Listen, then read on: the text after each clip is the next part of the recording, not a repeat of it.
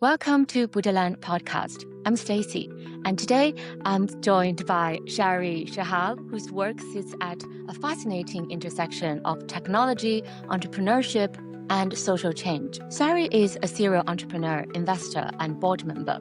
She built her first company in 1999 and has since conceptualized and founded #Women's Internet in India. She founded Fleximoms, Sheroes, and Mahila Money, all internet platforms for women, connecting them to the economic mainstream via employment, entrepreneurship, and capital, impacting over 10 million women directly and indirectly. Sairee, welcome. It is a great pleasure to have you here today. Thank you, Stacy. Thank you for having me here. And I've become such a big fan of the podcast. I've been following all the amazing work you've been doing. So I'm grateful to be here. Wonderful. Thank you. So let's just dive into these questions. I have a lot of questions for you today. You Okay. co-founded your first startup while still in college. Could you please tell us more about that? What was the idea and what did you learn from it? So I actually did do my first startup right out of college, but funnily, it was not my idea or not my money. I was literally the first person these guys found to build it. So it's a really cute story, and I'll tell you. Uh-huh. I used to be a college student and I was studying foreign languages. I was doing my graduation in Russian language and literature. Yeah. And, one day I just found that somebody had left a message for me to say, hey, looking for somebody who speaks Russian and we want to meet. And before this, I had done a lot of freelance work. Like I had started taking odd jobs very early in college and I had done like work with, for example, Ministry of External Affairs, and I'd done translations and I'd done like PR. I did whatever I could sort of get my hands on. So through that network, these people found me, and then, I called them and then we set up a meeting, and they basically were ex-mariners. They were merchant navy sailors who had sailed all their lives and they wanted to do something about a problem they had faced. So I met them and then they said, look, we've sailed all our lives. We had great careers, but we've suffered from sailor depression because when you're Mm, cut from home for a long period of time, and even today, by the way, this is 25 years later, internet mm, is still expensive on high seas. If you're on a cruise ship, it's different. You're there for 10 days, so you're given a satellite connection. But if uh-huh. you're on Navy, it's very, very different still. And it's quite expensive. So what these guys told me that we want to set up a technology product that would bring good news from home to the ships. On any ship, there are about 25 nationalities. So sailors come from all parts of the world. They come from India, Philippines, Japan, Ukraine, Russia, Myanmar, UK, everywhere, basically. So they wanted to sort of put together what would become like a daily newspaper. And how do you get a newspaper on a ship every day? And it's a really hard. Mm, One is just the media job of gathering the news and, translating it and setting up like a media company. The other is how do you get it up there? Like, there is no way. So we kind of built a product that was like a file size innovation. So it was a technology innovation because we made the mm. newspaper really small and we made it a subscription. So these days they call it software as a service. So it was a subscription product. So ships could buy it by sailor. If you had 50 Filipinos and 20 Indians and 5 British people, you could give each of them a newspaper of their own. And we produced it every day and we would gather news and we would once a day beam via the satellite. That was our innovation, that the satellite connection kind of, brought a hardware and a software to the ships. And so these guys recruited me and basically said, look, we're going to be sailing, we'll fund this, but you're building this. So that's how I ended up building it. So I literally had the keys to the office. I would open the office, close the office, practically sleep in the office. And I was a student in those days. And then I built a team. We built a product. We sort of set up a Delhi office. Then we had a Manila office. So we did the whole, startup thing. And the company did really well. And I had no clue about either tech or business or shipping, actually. So I was as deer in the woods as you can possibly think. But I worked really, really hard. So that's how my first startup happened. And it did well. It got acquired 4 years later. It still runs how we built it, and it's sort of changed hands many times since then. But that kind of became my startup school. Wow, that was a very impressive experience considering you're a college student and they trusted you. And I'm sure at that time, all these technologies requires very sophisticated understanding and utilization. So it's really impressive that you made it successful. And I think that early experience, very sophisticated already, clearly set you on the path of serial entrepreneurship. While the word entrepreneurship carries a certain glamour, but the reality is that most ventures don't really survive. And we had one guest who talked about this reality. So, what is your secret sauce? What has allowed you not just to build, but to build things that last? Actually, you don't decide whether they will last, right? You can only build, and sometimes they Hmm. last. And I think that's okay. I mean, we know that impermanence is for real, right? We don't know how long somebody's going to live, how long a company's going to last. In fact, if nothing else, the companies are getting shorter and shorter in their lives. It's very easy to start a company, but they are also dying faster. And earlier you build a company that would sort of take like a long, long time to exist, and obviously they were built differently. But the truth is, I think entrepreneurship, I call it like sports training, like you train, you don't know whether you're going to win a medal, right? You can only prepare for it. So you cannot do all the dirty work. You can show up very early in the morning. You can get everything right. But success is not guaranteed. Longevity is not Mm, guaranteed. Uh, it's a lot of one step at a time, actually. Actually, all great careers and all great companies they just keep going as much as they possibly can. And I think the other is just how you carry the burden. Like you take it very personally, like then you'll definitely just burn out very quickly. Things do go wrong practically every day. Something is not, okay, so you know, people have to be prepared. you have to be prepared. Something will not work. Somebody will not pay you. Somebody will quit. Something will Mm, happen in global markets. Actually, you don't control most of it. mm. So it it is the nature of the beast, and that's what keeps it also very fresh and exciting. It's a new day every day, and you just go out and play and do your thing and have fun. Actually, so if you take it very seriously and you just think that you're always going to be successful, you're going to be miserable. So you have Mm. to let everything come, the good, the bad, the ugly. It's all part of the process. Yeah, so it sounds like there's no secret sauce. It's more about keep on going, training. Absolutely, there is no secret sauce at all. I'm not sure whether that's a good news or bad news for people. I think everybody knows there's no secret sauce. There's just do what you can, at Mm, where you are. Like some days you're really like out there and energetic, and some days you just don't want to like lift a finger, or you're like, oh, I wish I could curl up and sleep.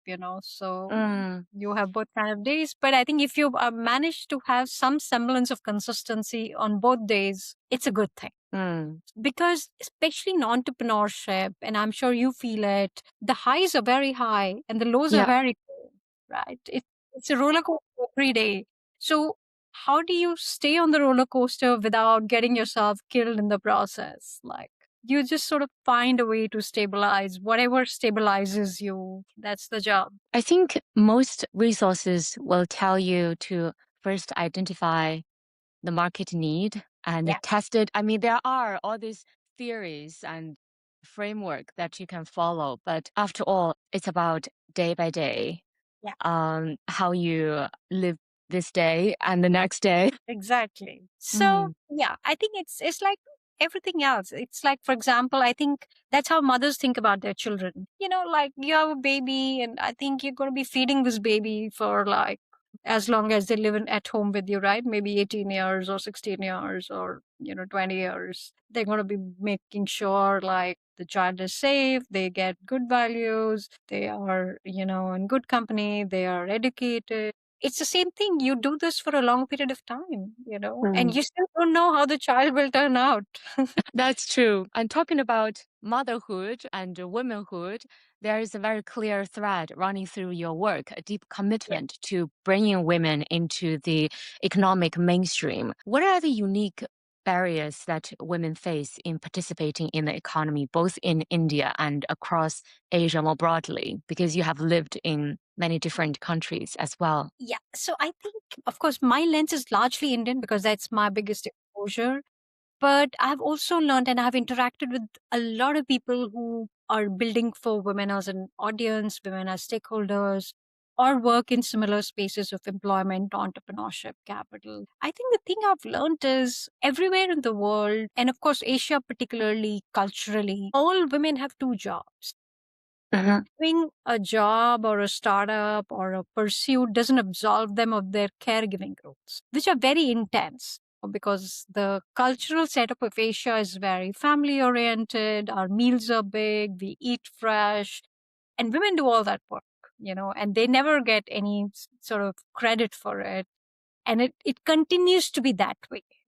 And so when a woman decides to up her ambition, she's already doing two jobs and she's expected to be great at those because we don't really tolerate failure for women. We're very unforgiving. I think across societies, like when a woman fails, it's a lot more stark. Whereas we're very appreciative of even minor successes that men have, like, oh, how wonderful he is. So I think culturally we set up to give women more work and still expect them to have less failures. And the difference is systemic. It's not at an individual level. It is systemic. It's in family, it's in society, it's in the institutions we have created, it is in how we deploy capital, in how we built our homes, our offices, our factories. It just shows up everywhere.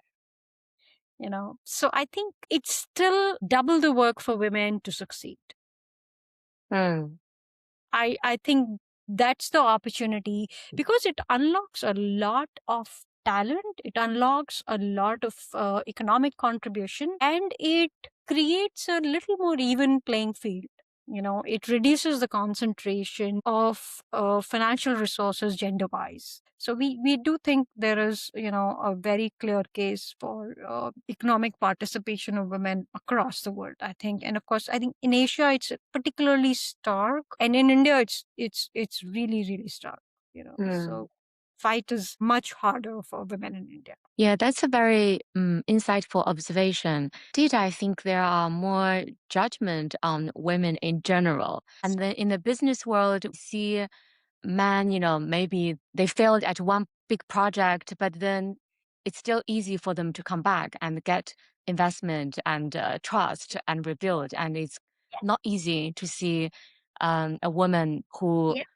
have gone through that and then come back as strong. Yeah, that's very true. And also, there is a tension that many women navigate between so-called feminine traits, Yeah. more caring traits, and the qualities traditionally associated with success in the business world. How do you hold that balance? What would your advice be for women who are finding their own way through it? I think one of the ways I say is that you have to reduce your priorities. And that's why, this is the Mm. systemic design, right? We are making women choose. We don't make men choose. We don't say you can either have a family or a successful career. Most men have both. Like I always say, every successful man has a wife, but not every successful woman has a husband. That's so Because true. you so I think that's how the system adds up. And we Mm. definitely put a premium on successes of men. I mean, look at the numbers, right? Look at Wall Street, look at venture capital, look at maybe CXO ladders, look at startups, STEM. I think the system has been designed very, very, it's been designed by men largely. And of course, we're not appreciative of women who are exactly bossy. So I have learned that you have to really pick your battles, and you have to, like, you will see a lot of successful women or women who have done things will end up like, in life you have, let's say, the four boxes: there's family, there's work, there's health, there's friends. It invariably, you will see that either health will fall off. So most women will either compensate by sleeping less both ends of the day, or missing their own workout, or their own me time. And I'm sure we all see women like this all around us. Or they will not have friends because they don't have time to really do both. So you could be somebody who's sort of taper down your, let's say, career ambition or your financial ambition, and then you can have friends and health, but maybe not the success that you probably would like. Mm. So you end up sort of doing this trade off a lot more often. In my life, I think my trade off has been that I never made time for my friends and I never had it. Yeah, I was always running between running a home and, a business, and that is a trade off. For years, I did sort of, I think, not do enough for my health. I've changed that now, but it Mhm. took me a long time to get here. So you're always trading off, basically. I have 4 balls. I can't keep all of them in the air. I have 2 hands and I have 4 balls. So what am I going to juggle? And you're practically juggling this, every day. Yeah, I think from what you've shared is a very real experience. And we can't really expect everything goes exactly as we wish them to be. And this acceptance, maybe we can call it compromise or something a little bit more passive, but also embrace of the reality, the nature of human existence. Yeah, that's the key to find balance. It is what it is. And I think you have to get respect. It's like when monks go to the monastery, they're expected to just leave most of the things behind, money and clothes, their jewelry. So we're not the only ones doing that, right? So I think happens everywhere. And I'm not saying that this is a man woman battle. It's just as the Mm, nature of the world we are living in. We designed it in a way that it favors men more or it makes them look a lot more dominant. But at the same time, they have their own struggles. So I'm not denying their or their own vulnerabilities. In fact, I think we've kind of curtailed their need to be vulnerable or their ability to be vulnerable easily. mm. Allow men emotional access that they want, and we don't even ask them whether you want to be breadwinner or you want to earn more or do you want to be successful. Like fun of the society sort of looks down upon men who want to be unconventional, for example, want to be in unconventional roles. So I think the stereotypes work both ways, and the Yep. system it's designed in a certain way. So, it is what it is. But at the same time, I think there is an opportunity to bring about change. There's an opportunity to make a contribution and do what guides your own compass, I think, at an individual level, and the other is at I think in your context, in your social context and your economic context. Yeah, thank you. Yeah, what actually impressed me about you is the fact that you're doing a lot of big projects on a large scale. So of course you're ambitious, in a professional way, but at the same time you always appear very calm and calming and balanced. And also just now you recognized that it's not a battle between man and woman, although women's empowerment is a very important mission in your life. Yeah, I really appreciate that balance that you bring to yourself and also your environment. Now let's talk about the internet, something we use every day and we're using it now, often without pausing to think what it has made possible. But in your work, internet has been a fundamental tool for you to reaching and connecting millions of women. Could you help us understand the power of the internet as you have experienced it from the inside? Look, at my childhood was in a pre-internet era, so I grew up at a time when like we used to read books, actual books and magazines and newspapers every day, lots of them every day, because that is the only source of, real information.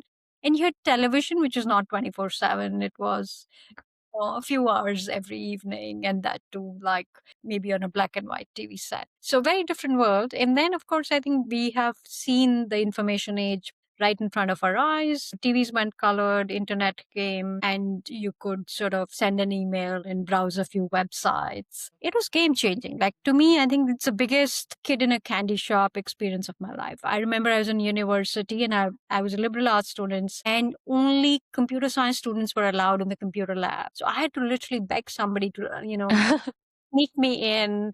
And the thing I really wanted was an email ID. Like I really wanted an email ID for myself, which I did. And of course, I did a lot more after that. But it was really a peak revelation moment. And I came from, again, where most of India lives, and most of the women we serve today are not different from where I grew up. And I think I knew that very early on. And of course, Newsline happened. And then I could see how technology is so amazing. And we are now sending newspapers via satellite internet. Even Mm. when modems were like so slow, we are doing satellite intermission. And it was really eye popping. And I loved every minute of it. And I wanted to do more of it. And I saw the power of it. And I think that fascination hasn't stopped, for the last 20 years, even for a minute. And of course, I think now it's not just internet, it's AI. Like I've been building an app using agentic last 6, 7 days. I've been literally, like, you can see bags under my eyes because I've been glued to my computer. I can't stop, because I'm learning and I'm doing so much. So it's the same moment all over again. And I think this is the biggest democratic thing in our lives. Mm.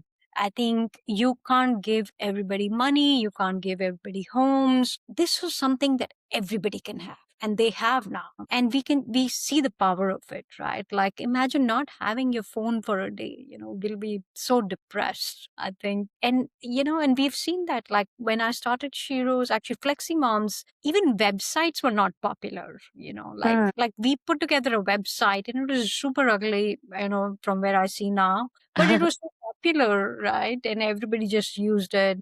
And then with Shiro's, we knew that women using internet will go up. Like India had barely 1 million women using the internet. Today, that number is 400 million.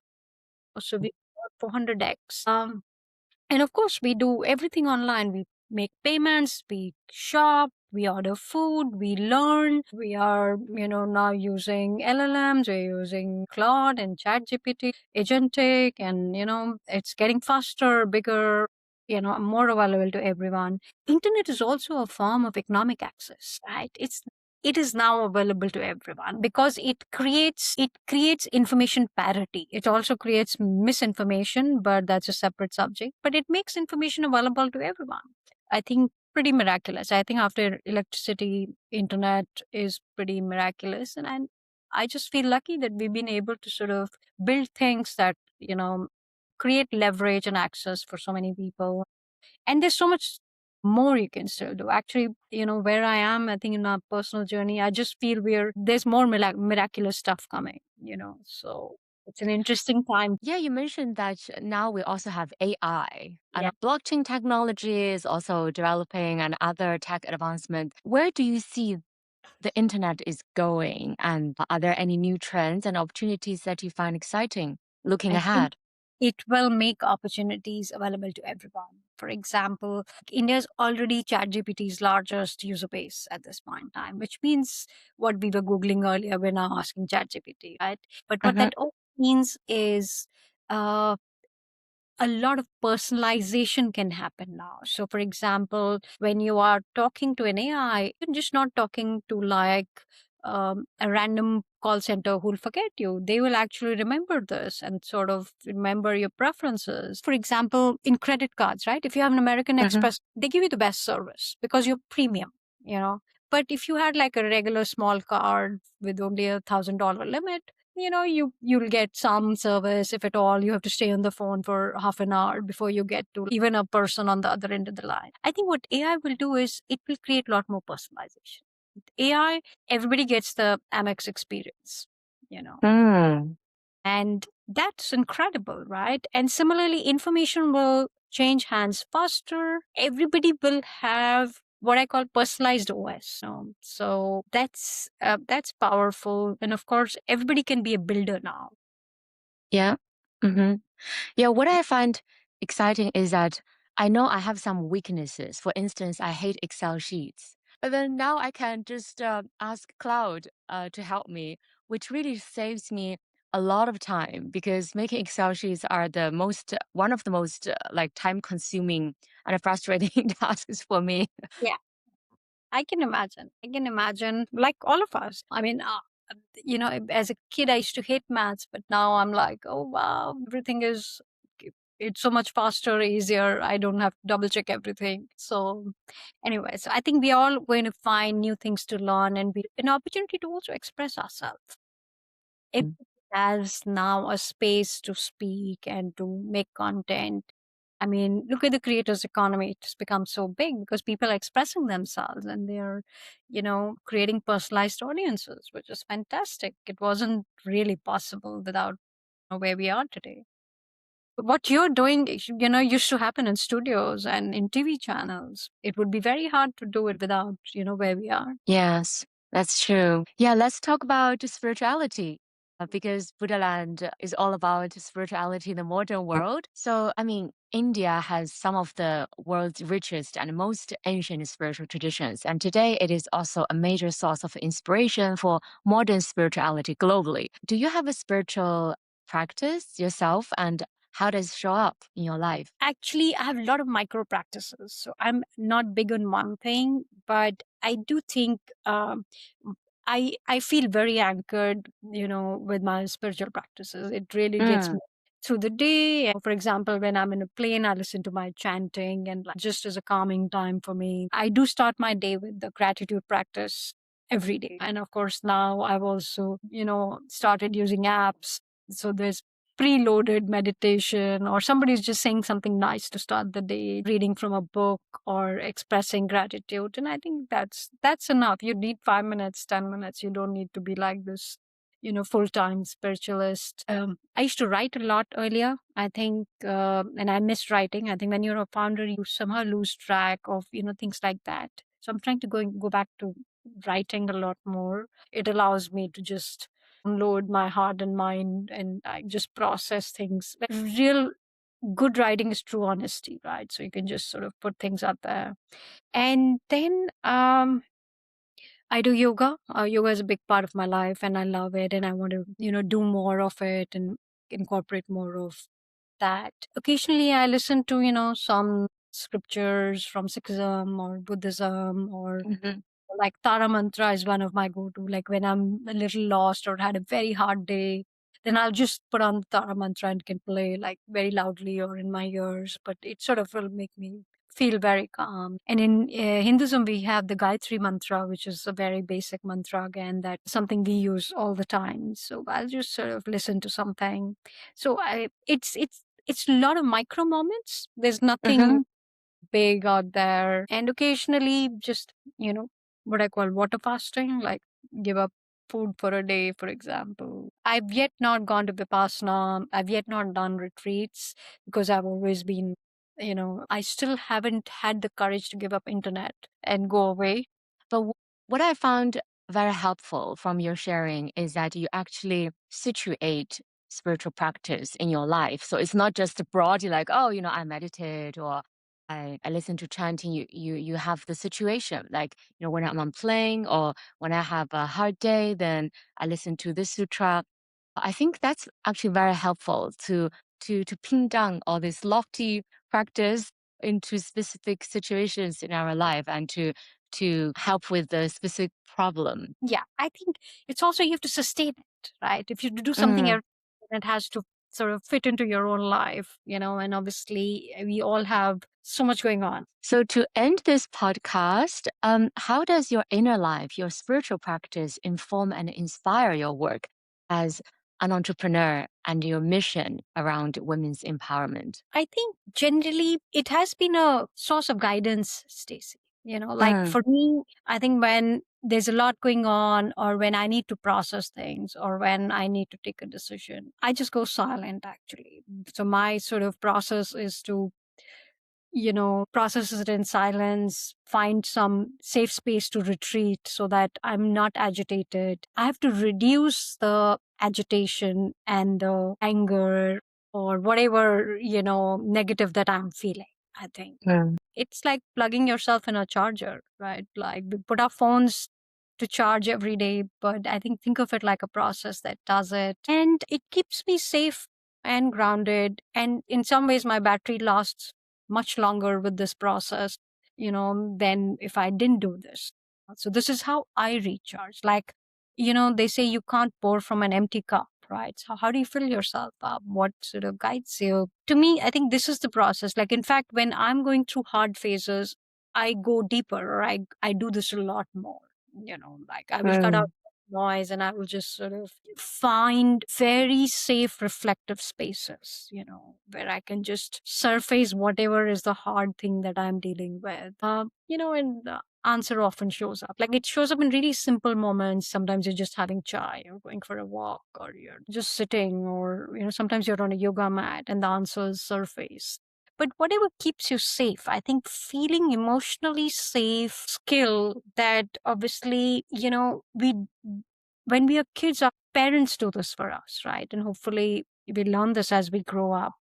But I think being emotionally safe allows us to bring our true selves and what matters to us. Then we can be true to who we are, because the world's also noisy, and, you can also get like influenced by the noise, or just, I think, you forget to listen to your own voice. Yeah, I definitely feel that you have a very solid and strong inner compass. And whatever question I ask you, you always start from there. I think that what makes you very strong and lively and creative. And that really gives you the strongest base to build things in our world. Yeah, I think it is safety at the end of the day to say it's okay if I fail, if it's okay if it doesn't work, or we'll see. Mm.